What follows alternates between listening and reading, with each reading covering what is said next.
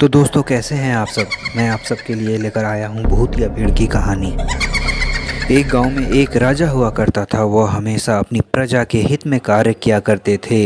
वहाँ की प्रजा उनसे बहुत खुश रहती थी।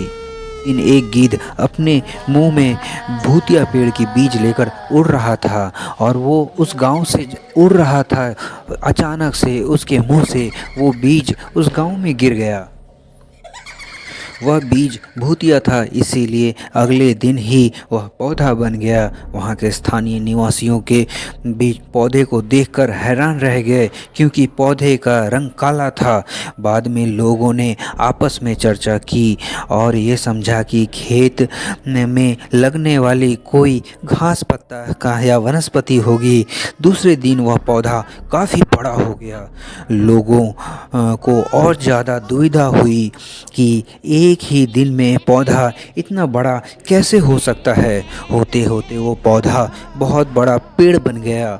समय बीतता गया। लोग भी तेजी से बढ़ने वाले पौधे के बारे में सोच सोच कर परेशान हो रहे थे। गांव के लोग इस मामले को लेकर राजा के पास गए। ऐसे जादुई पौधे का पता चलते ही राजा तुरंत उस पौधे को देखने पहुंच गए।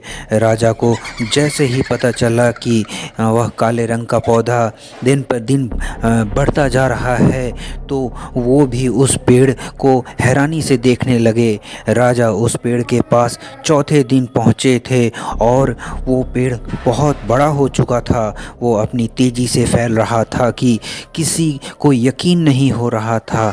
राजा समझ गए थे कि यह काला रंग है, इसमें ज़रूर कुछ जादू टोना होगा।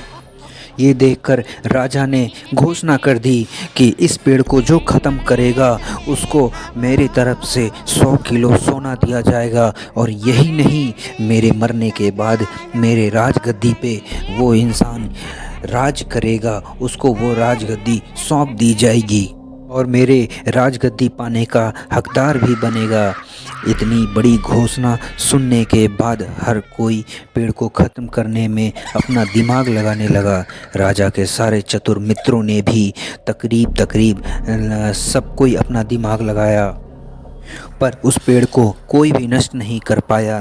किसी ने पेड़ के आसपास आग लगाई तो किसी ने 10 हाथी से पेड़ को खिंचवाया, लेकिन पेड़ को कुछ भी नहीं हुआ। अब लोगों के मन में डर बैठ गया और उन्हें पक्का विश्वास हो गया कि बल्कि भूतिया पेड़ है।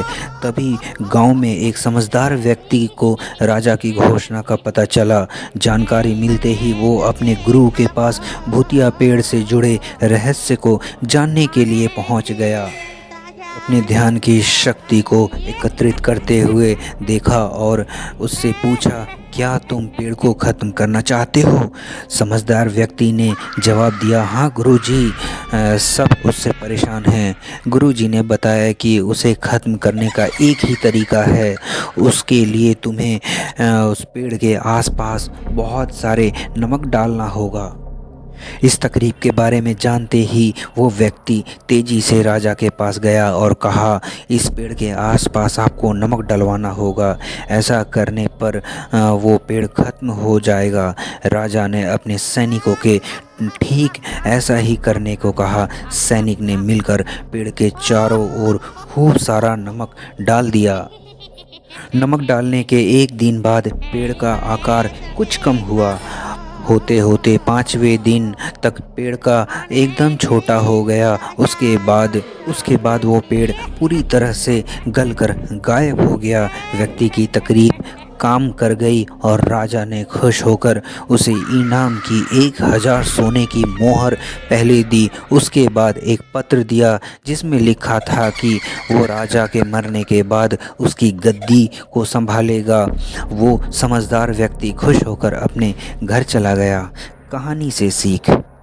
तो दोस्तों, हमें इस कहानी से यही सीख मिलता है कि ऐसी कोई मुसीबत नहीं जिनका समाधान ना हो सके। ज़रूरत है तो बस धैर्य और समझदारी की। तो दोस्तों, ये कहानी आपको कैसी लगी और आपको अगर इस कहानी से कुछ भी सीख मिला है तो कृपया करके इस कहानी को शेयर कीजिए और मेरे चैनल को सब्सक्राइब कर लीजिए। मैं ऐसे ही बहुत ही अच्छे कहानी लेकर आता रहता हूँ। धन्यवाद।